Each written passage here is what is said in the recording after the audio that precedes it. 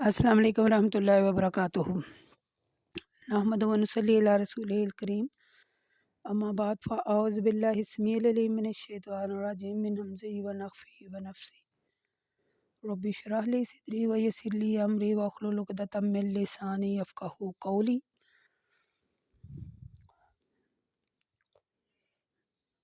आज हमारी सूरत नाबिया जो थी वो मुकम्मल हो गई और आज हम सूरह हज पढ़ेंगे।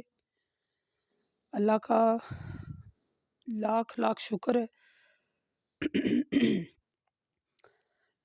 कि उसने हमें ये दिन भी हमारी ज़िंदगी में आया कि हम तकरीबन हम कुरान की तकमील के मराहिल की तरफ गामज़न हैं और अल्लाह ताला से दुआ करते हैं, या अल्लाह जो कुछ भी हम पढ़ रहे हैं, जो कुछ भी हम सीख रहे हैं, या जो कुछ भी हम पढ़ा रहे हैं, या जो कुछ भी सुन रहे हैं, समझ रहे हैं, या अल्लाह इन सब पर अमल करने वाला हमें बना दे।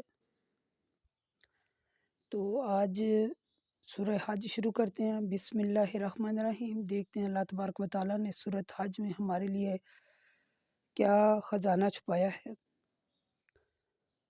या अय्युहन्नासुत्तक़ू रब्बकुम इन्न ज़लालतुस्साअति शैउन अज़ीम यौमा तरौनुहा तज़हलु। अल्लाह कहते हैं या अय्युहन्नास। ये जहाँ लफ्ज़ आता है ना या अय्युहन्नास, यहाँ आप समझा करें अल्लाह ताला ने हमें कोई मसलन जैसे हम घरों में अपने किसी बच्चे को पुकारते हैं तो कहते हैं, यानी अपने किसी बच्चे का नाम लेके कहते हैं इधर आओ ना, यानी उस बच्चे का नाम पुकारने का मतलब ये होता है कि वो बात उसके मुतल्लिक़ा होती है, बाकियों का मतलब यानी उसके मुतल्लिक़ा वो बात होती है, इधर आओ ना ज़रा, ये बात ऐसे है। यानी अल्लाह ताला इसमें हमें कोई बात समझाने की कोशिश कर रहे हैं। या यूहन्नास यानी अल्लाह कहते हैं ए लोगो अपने रब से डरो, क़यामत का ज़ल्ज़ला बहुत बुरी चीज़ है। और ए रसूल जिस दिन आप देखेंगे कि हर दूध पिलाने वाली अपने बच्चे को, शीर जो बच्चे होते बिल्कुल छोटे छोटे बिल्कुल को भूल जाएगी और हर हमल वाली का हमल साकत हो जाएगा। और आप देखेंगे कि लोग मदहोश हैं, हालांकि वो मदहोश नहीं होंगे बल्कि अल्लाह का अज़ाब ही इतना सख्त होगा कि वो इसको देखकर ही मदहोश हो जाएंगे।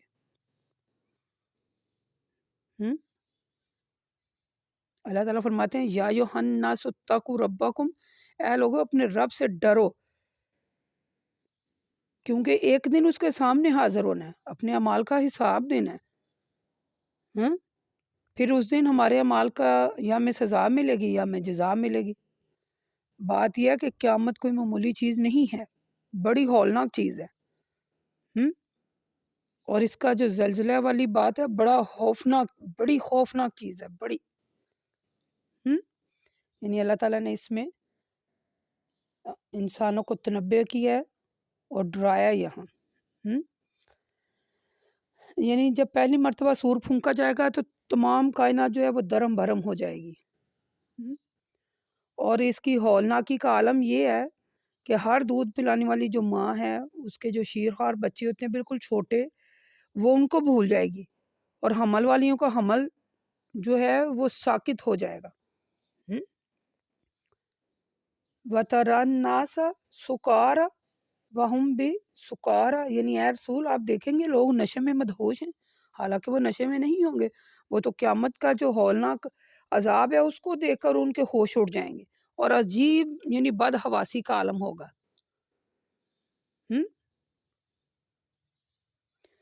इस खौफनाक आलम में अल्लाह तबारक व तआला ने आदम अलैहिस्सलाम को दोज़खियों के अलहदा करने का हुक्म दिया है। इसके बारे में एक सही बुखारी की हदीस है, वो मैं आपको सुनाती हूँ।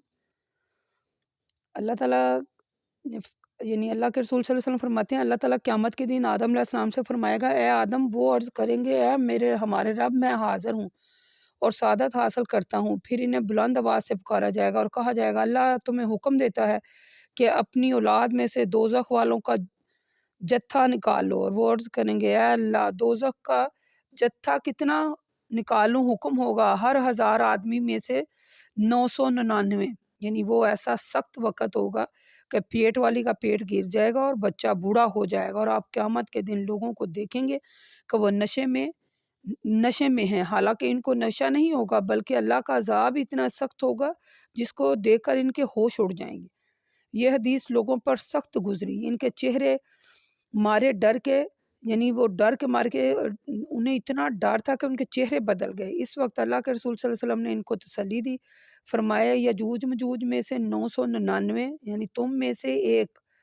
عرض کی تم لوگ حشر کے دن دوسرے لوگوں کی نسبت جو دوستی ہوں گے ایسے ہوں گے جیسے سفید بیل کے جسم پر ایک کالا بال ہوتا ہے، یا جیسے کالے بیل کے جسم پر ایک سفید بال ہوتا ہے، اور مجھے یہ امید ہے کہ تم لوگ تمام جنت والوں کو چوتھائی ہوگے۔ یہ سن کر لوگوں نے اللہ اکبر کہا، پھر آپ نے فرمایا تم تہائی حصے ہوگے۔ پھر لوگوں نے اللہ اکبر کہا، پھر آپ نے فرمایا تم جنتیوں کا نصف ہوگے۔ لوگوں نے پھر اللہ اکبر کہا۔ سمجھ آئی آپ کو حدیث کی؟ اب دیکھ لیں کہ ہمارے ساتھ یہ جو کتاب اتری ہے، آپ نے کبھی دیکھا ہے یہ جو چیزیں آتی ہیں، یہ جو واشنگ مشین ہوتی ہے، یا یہ جو کوکر ہے، کوئی بھی، یا موبائل ہے، کوئی بھی آپ چیز نہیں لاتے ہیں، اس کو اوپن کرتے ہیں تو اس میں سے ایک کاپی نکلتی ہے، بک ٹائپ بنی ہوتی ہے، وہ نکلتی ہے، اس میں وہ بک جو ہوتی ہے وہ اس میں سے کیوں نکلتی ہے؟ وہ اس لیے کہ اس کو یوز کرنے کا طریقہ اس بک میں درج ہوتا ہے، موبائل کو چلانے کا طریقہ بک میں درج ہوتا ہے، مشین کو چلانے کا کوئی بھی آپ دیکھیں گے جو سیل بند پیک چیزیں ہوتی ہیں ان میں کاپیاں ضرور ہوتی ہیں، وہ کاپیاں اس چیز کو استعمال کیسے کرنا ہے وہ بتاتے ہیں۔ ہمیں اللہ تعالیٰ نے دنیا میں بھیجا ہے تو ہم بھی سیل بند پیک تھے، جب ہم آئے تو ہمارے ساتھ یہ کتاب قرآن پاک آئی۔ اگر ہم قرآن پاک یہ ہمارے ساتھ یہ کتاب آئی ہے، اگر ہم اس کو نہیں پڑھ رہے ہیں تو زندگی کیا ہوگا؟ مصیبتیں، مصائب، درم برم ہی ہو جائے گا سسٹم سرکل۔ اور اگر ہم قرآن اپنے جو میرے ساتھ کتاب آئی ہے میں اس کو پڑھوں گی تو میں اپنے آپ کو اس طرح سے چلانے کی کوشش کروں گی، کوشش کرتے ہیں نا بندہ، تو پھر وہ آہستہ آہستہ صحیح ہو جاتا ہے۔ تو وہ مثلا میں اس کتاب کو پڑھوں گی کہ مجھے اللہ تعالیٰ نے دنیا میں بھیجا ہے، میرے ساتھ یہ کتاب آئی ہے، تو میں نے کیسے زندگی گزارنی ہے، اس کتاب کو پڑھیں گے تو پھر ویسی زندگی گزاریں گے۔ تو غلطی کوتاہی کا ہو جانا انسان ہے، ہو جاتا ہے، پھر اللہ کہتا ہے میں معاف کر دیتا ہوں۔ پھر یعنی یہ جو آیات ہم نے ابھی پڑھی ہیں، 2 آیات سورۃ حج کی، اب یقین کریں ایسے دل ڈہل گیا ہے، ایسے ڈر آ گیا ہے، رونگٹے کھڑے کر دینے والی آیات ہیں یہ، کہ قیامت کا زلزلہ کتنا خوفناک ہے۔ وَمِنَ النَّاسِ مَن يُجَادِلُ فِي اللَّهِ بِغَيْرِ الْعِلْمِ وَيَتَّبِعُ كُلَّ شَيْطَانٍ مُرِيدٍ كُتِبَ عَلَيْهِمْ إِنَّهُ مِن تَوَلَّهُ فَإِنَّهُ يُضِلُّ لَهُ وَيَهْدِيهِ إِلَىٰ عَذَابِ السَّعِيرِ۔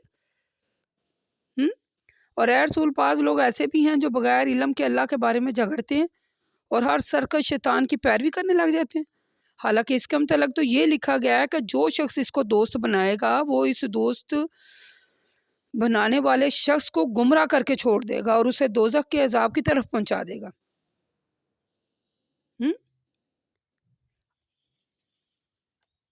ٹھیک ہے، یعنی یہ جو شیطان ہے یہ شروع سے ہم پڑھتے آ رہے ہیں، یہ ہمارا کھلا دشمن ہے، یہ ہمارا کھلا دشمن ہے۔ یہ جو کفار ہیں، کافر لوگ ہیں، اللہ تعالیٰ کی کتاب کے بارے میں بھی جھگڑتے رہتے ہیں۔ کبھی کہتے ہیں جب قیامت کے دن دوبارہ پیدا کرنے کا ذکر ہوا تو تب بھی یعنی کبھی کوئی اعتراض کرتے ہیں، کبھی کوئی۔ سورۃ رات میں ہم نے پڑھا تھا نا، کبھی کسی بات پر جھگڑا کرتے ہیں، کبھی کسی بات پر۔ سورۃ انعام میں بھی ہم نے اس کے بارے میں پڑھا، یا ایھا الناس ان کنتم فی ریب من البعث فانا خلقناکم من تراب ثم من نطفۃ ثم من علقۃ ہے، یعنی اللہ تعالیٰ کہتے ہیں یا ایھا الناس، اے لوگو، اگر تمہیں دوبارہ زندہ ہونے کے سلسلے میں کسی قسم شک ہے، کسی بھی قسم کا شک ہے، تو اس بات پر غور کرو کہ ہم نے تم کو ابتدا سے مٹی سے پیدا کیا، پھر نطفے سے، پھر لوتھڑے سے، پھر ایک بوٹی یعنی بنایا تمہیں، تاکہ ہم تم پر اپنی قدرت کا اظہار کریں، پھر ہم جس کو چاہتے ہیں ایک وقت مقررہ تک یعنی ماں کے رحم میں ٹھہرائے رکھتے ہیں، پھر ہم تم کو بچے کی شکل میں یعنی ماں کے رحم مادہ سے باہر نکالتے ہیں، پھر تمہاری نشوونما کرتے ہیں تاکہ تم جوانی کو پہنچ جاؤ، پھر تم میں سے بعض تو بچپن یا جوانی میں ہی مر جاتے ہیں اور بعض اس ردی عمر کی طرف لوٹا دیے جاتے ہیں جو انہیں بچپن ہی میں حاصل تھی، تاکہ علم ہو جانے کے بعد بھی وہ بچپن کی طرح بے علم ہو جائیں۔ اور اے رسول آپ دیکھیں کہ زمین بے آب و غیار پڑی تھی، پھر جب ہم نے اس پر پانی برسایا تو وہ لہلہانے لگی، پھلتی پھولتی رہی اور ہر قسم کے خوشنما چیزیں اگانے لگی۔ یہ تمام چیزیں اس بات کی دلیل ہیں کہ اللہ ہی برحق ہے، وہ مردوں کو زندہ کر سکتا ہے، وہ ہر چیز پر قادر ہے، اور یہ کہ قیامت آنے والی ہے، اس کے آنے میں کوئی شک نہیں ہے کہ قیامت کے دن اللہ اور ان تمام لوگوں کو جو قبروں میں ہیں ضرور ضرور زندہ کر کے اللہ تعالیٰ انہیں اٹھائے گا۔ وَأَنَّ اللَّهَ يَبْعَثُ مِنَ فِي الْقُبُورِ یعنی ضرور قبروں میں سے اٹھایا جائے گا۔ ٹھیک ہے، ان آیات میں یہ آیات بڑی اب پڑھی گا، جو اس وقت میری کیفیت ہے وہ میں آپ سے بیان نہیں کر سکتی، آپ خود اس کا ترجمہ پڑھیے گا کہ کیسے اللہ تعالیٰ نے انسان کو بنایا، کیسے زمین کو لہلہایا، تو پھر انسان جو ہے وہ پھر اللہ تعالیٰ دیکھیں ایسے ہی ہوتا ہے نا، یعنی کوئی بچپن میں کوئی جوانی میں ہی فوت ہو جاتا ہے، پھر دوبارہ کوئی یعنی 100 سال کا ہو جاتا ہے، 80 90 100 سال کا پھر ہو جاتا ہے، پھر اس کی عقل زائل ہو جاتی ہے، پھر وہ بچوں کی طرح ہو جاتا ہے، ہوتا ہے نا ایسے ہی۔ یعنی کفار قیامت کے دن دوبارہ پیدا کیے جانے کے سلسلے میں طرح طرح کے جو تھے ان کے وہ اپنے خیالات پیش کرتے تھے، تو پھر اللہ تعالیٰ نے آگے یہ یاد بیان کی کہ کیسے اللہ تعالیٰ نے انسان کی تخلیق کی اور کیسے اس کو پھر پیدا کیا۔ تو کیا جو پہلے پیدا کر سکتا ہے پہلی بار وہ دوبارہ نہیں پیدا کر سکتا؟ وہ کر سکتا ہے۔ یعنی رحم مادہ میں انسان کی پیدائش کے جو مختلف مراحل کا اللہ نے ذکر کیا ہے، یعنی اللہ کے اس کے بارے میں ایک حدیث ہے نا، وہ بڑی مشہور، اللہ کے رسول صلی اللہ علیہ وسلم فرماتے ہیں، صحیح بخاری اور مسلم دونوں میں ہے، آپ دیکھیے گا، اللہ کے رسول صلی اللہ علیہ وسلم فرماتے ہیں، میں تم میں سے ہر ایک آدمی کا نطفہ 40 دن تک ماں کے پیٹ میں نطفہ ہی رہتا ہے، پھر 40 دن تک خون کی پھٹکی رہتا ہے، پھر 40 دن تک لوتھڑا رہتا ہے، پھر اللہ تعالیٰ ایک فرشتہ بھیجتا ہے، اس کو 4 باتیں لکھنے کا حکم ہوتا ہے، اس کی روزی، اس کی عمر، بدبخت ہوگا یا نیک بخت ہوگا۔ یہ سب کچھ یعنی یہ حدیث ہے، صحیح مسلم اور بخاری دونوں میں ہے، یہ بھی آپ پڑھیے گا، ٹھیک ہے، کہ اللہ تعالیٰ ایک فرشتہ مقرر کر دیتا ہے، وہ اس کا سب کچھ لکھ کر نا، اس کو حکم ہوتا ہے نا، تو وہ لکھ کر لے جاتا ہے، وہ پوچھتا ہے اسے، میرا رب یہ مرد ہوگا یا عورت، نیک بخت ہوگا یا بد بخت، اس کی روزی کتنی ہوگی، اس کی عمر کتنی ہوگی، پھر جیسا حکم ہوتا ہے اس کی عمر کیا ہے، یعنی پھر جیسا حکم ہوتا ہے ویسے اس کی ماں کے پیٹ میں لکھ دیا جاتا ہے۔ یعنی قیامت کے دن دوبارہ پیدا کیے جانے کے سلسلے میں اللہ تعالیٰ نے دوسری دلیل کے طور پر کھیتی کو پیش کیا، یعنی وہ ایک زمین ہوتی ہے بنجر ویران ہوتی ہے، اس پر اللہ تعالیٰ پانی برساتے ہیں، پھر وہ لہلہانے لگتی ہے، مختلف قسم کے پھل پھول اور چیزیں نکلتی ہیں جو ہم لوگ کھاتے ہیں، پھر اللہ کہتے ہیں کہ انہیں کسی قسم کا شک ہے، اللہ ان تمام لوگوں کو جو قبروں میں ہیں قیامت کے دن زندہ کر کے اٹھائے گا۔ وَمِنَ النَّاسِ مَن يُجَادِلُ فِي اللَّهِ بِغَيْرِ عِلْمٍ وَلَا هُدًى وَلَا كِتَابٍ مُنِيرٍ۔ پھر اللہ تعالیٰ کہتے ہیں کہ اے رسول، لوگوں میں سے بعض شخص بغیر علم، بغیر ہدایت اور بغیر روشن کتاب کے اللہ کے بارے میں جھگڑا کرتے ہیں، اس حالت میں کہ وہ اپنے پہلو کو موڑتا ہے تاکہ دوسرے لوگوں کو اللہ تعالیٰ کے رستے سے گمراہ کر دیں، اس لیے کہ دنیا میں ذلت اور رسوائی، اور قیامت کے دن ہم اسے عذاب کا مزہ چکھائیں گے اور اس سے کہیں گے کہ یہ تیرے ان اعمال کی سزا ہے جو تو نے آگے بھیجے تھے۔ یہ کہ اللہ تعالیٰ اپنے بندوں پر ظلم نہیں کرتا۔ یعنی اوپر والی آیات میں اللہ تعالیٰ نے ان لوگوں کا ذکر کیا جو بے علم ہوتے ہیں اور گمراہ کرنے والے جنوں انسانوں کی تقلیدیں کرتے پھرتے ہیں۔ پھر اللہ تعالیٰ نے توحید کے معاملے میں اہل توحید سے جھگڑے، یعنی توحید کے معاملے میں اللہ تعالیٰ نے وہ آیات جو ہم نے پیچھے پڑھی، 2 مثالیں اللہ نے دی۔ بات یہ ہے کہ شیطان جو ہوتے ہیں نا، شیطان صرف جینی نہیں ہوتے، انسان بھی شیطان ہوتے ہیں، ان میں بھی۔ سورۃ انعام میں آیت نمبر 113 میں 114 میں ہم نے پڑھا تھا نا، وہاں آپ دیکھیے گا۔ سورۃ ابراہیم میں، سورۃ بقرہ میں، ہم سب ان آیات کے بارے میں پیچھے پڑھ رہے ہیں، اب دیکھ لیجئے گا۔ بات یہ ہے کہ بغیر علم وحی، یعنی بغیر قرآن پاک اور حدیث کے علم کے کسی سے بحث و مباحثہ نہ کریں، حق کو ہر حال میں قبول کریں اور تکبر سے اس کی طرف سے، یعنی حق کو ہر حال میں قبول کریں اور تکبر سے دور رہیں، غرور اور تکبر۔ وَمِنَ النَّاسِ مَن يَعْبُدُ اللَّهُ، پھر آگے کہتے ہیں اور اے رسول صلی اللہ علیہ وسلم، لوگوں میں سے بعض شخص ایسے ہیں جو کناروں پر کھڑے ہو کر اللہ کی عبادت کرتے ہیں، اگر اس کو کوئی بھلائی پہنچتی ہے تو اس کی وجہ سے ایمان مطمئن ہو جاتا ہے، اور اگر کوئی مصیبت پہنچتی ہے جس طرح آیا تھا اسی طرح لوٹ جاتا ہے، وہ ایمان سے منہ پھیر لیتا ہے، پھر کافر ہو جاتا ہے۔ اس نے دنیا میں بھی نقصان اٹھایا اور آخرت میں بھی وہ نقصان اٹھانے والوں میں سے ہوگا۔ یہ شخص اللہ کے علاوہ ایسے شخص کو پکارتا ہے جو نہ اسے نقصان پہنچا سکتا ہے اور نہ ہی فائدہ، اور یہ پرلے درجے کی گمراہی ہے۔ یہ پرلے درجے کی گمراہی ہے، پرلے درجے کی، وہ یعنی یہ پرلے درجے کی گمراہی ہے۔ وہ ایسے شخص کو مدد کے لیے پکارتا ہے جس کا نقصان اس کے فائدے سے زیادہ قریب ہے۔ ان اللہ یدخل الذین آمنوا وعملوا الصالحات جنات تجری من تحتها الانہار ان اللہ یفعل ما یرید، بے شک اللہ ان لوگوں کو جو ایمان لائے اور نیک عمل کرتے رہے ایسی جنتوں میں داخل کرے گا جس کے نیچے نہریں بہہ رہی ہیں، بے شک اللہ جو چاہتا ہے کر گزرتا ہے۔ یعنی اوپر 2 قسم کے لوگوں کا ذکر ہوا ہے، ایک تو وہ لوگ جو گمراہ کن لوگوں کی تقلید کرتے ہیں اور گمراہ ہو جاتے ہیں، دوسرا وہ جو خود بھی گمراہ ہوتے ہیں اور دوسروں کو بھی گمراہ کرتے ہیں۔ اور ان آیات میں اللہ تعالیٰ نے تیسرے قسم کے لوگوں کا ذکر فرمایا ہے۔ اللہ تعالیٰ فرماتا ہے کہ اے رسول، لوگوں میں سے بعض شخص ایسے بھی ہیں جو پہلے 2 گروہوں میں شامل نہیں ہیں، وہ ایمان لے آتا ہے، اللہ کی عبادت کرتا ہے، لیکن کناروں پر کھڑے ہو کر ایمان کے ڈرنے میں پوری، یعنی ایمان کے دائرے میں پوری طرح داخل نہیں ہوتا، بلکہ ایمان کی سرحد پر کھڑا رہتا ہے۔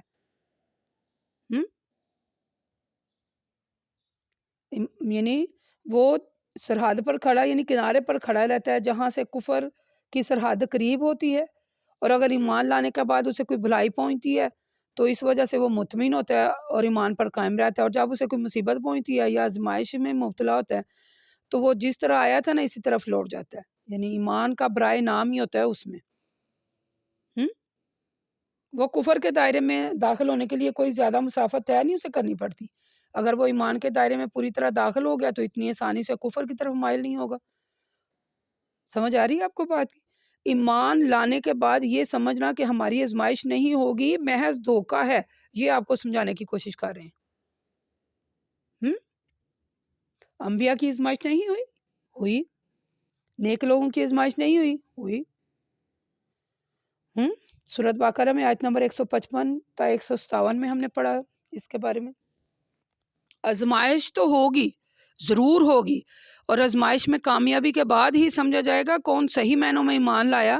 آپ دیکھیں اس کی مثال میں آپ کو چھوٹی سی دوں، آسان سی، یہ بھی مثال ویسے آسان ہی تھی۔ آپ بچوں کو اسکول لے کے جاتے ہیں ایڈمٹ کروانے کے لیے، لے کے جاتے ہیں تو ٹیچر کیا کہتے ہیں؟ ٹیچر بچوں کو کہتے ہیں ادھر آئیں، آپ سے وہ کچھ سنتے ہیں نا، کوئی پہلا کلمہ سنتے ہیں، کوئی 10 تک کاؤنٹنگ سنتے ہیں، کوئی الف ب سنتے ہیں، کوئی ABC سنتے ہیں کہ نہیں سنتے؟ سنتے ہیں نا، جب آپ لے کے جاتے ہیں تو وہ سن کے تو وہ تب بھی وہ کلاس میں بٹھاتے ہیں، اور پھر کچھ پڑھتے ہیں تو تب بھی اگلی کلاس میں جاتے ہیں، نہیں پڑھتے تو وہ پیچھے ہی رہتے ہیں۔ اللہ تعالیٰ نے 3 گروہوں میں انسان کو بتا دیا کہ وہ کون کون سے گروہ ہیں جن میں انسان رہتا پلتا ہے۔ ایک تو کافر ہے، وہ تو ڈن ہے، ایک لوگ بات مانتے ہیں، کچھ نہیں مانتے۔ اور تیسرے لوگ یہ ہیں، جب ان کو بھلائی پہنچتی ہے تو کہتے ہیں ٹھیک ہے، جب برائی پہنچتی ہے تو کہتے ہیں نہیں جی یہ ہے تو وہ ہے۔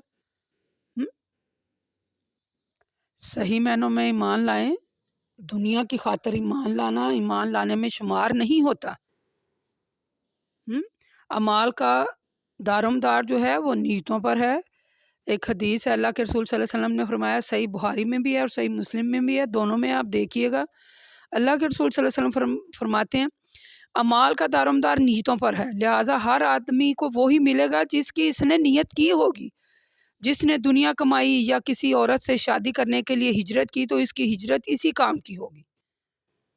یعنی اس حدیث سے معلوم ہوتا ہے کہ دنیا طلبی کے لیے ہجرت کرنا ہجرت نہیں، اسی طرح دنیا طلبی کے لیے ایمان قبول کرنا در حقیقت ایمان ہے ہی نہیں۔ سمجھ آ گئی؟ یہ آیات جو تھیں وہ ان کے بارے میں ہم نے پیچھے پڑھا تو تھا، لیکن آج کا سبق میرا حال اتنا ہی کافی ہے۔ آیت نمبر 14 تک ہم نے سبق پڑھا سورۃ حج کا۔ آج کا سبق اتنا ہی کافی ہے۔ اللہ تبارک و تعالیٰ سے دعا کرتے ہیں جو پڑھنے میں سمجھنے میں کوئی غلطی کوتاہی ہو گئی، ترجمے میں کوئی بھی، تو یا اللہ تیرے گناہ گار بندے ہیں، ہمیں معاف کر دینا اور ہمیں ہدایت پر چلانا۔ یا اللہ بڑا ڈر لگا ہے یہ آیات کا ترجمہ پڑھ کر، ڈر گئے ہیں یا اللہ، ہمارے رونگٹے کھڑے ہو گئے ہیں۔ یا اللہ ہمیں ہدایت دے، بس زندگی بھی ایمان پر گزارنے کی توفیق دے، موت بھی ایمان پر آئے۔ یا اللہ ہمیں بچا لے، بس ہمیں بچا لے، ہمیں معاف کر دے۔ وقول قولی ھذا استغفر اللہ استغفر اللہ استغفر اللہ۔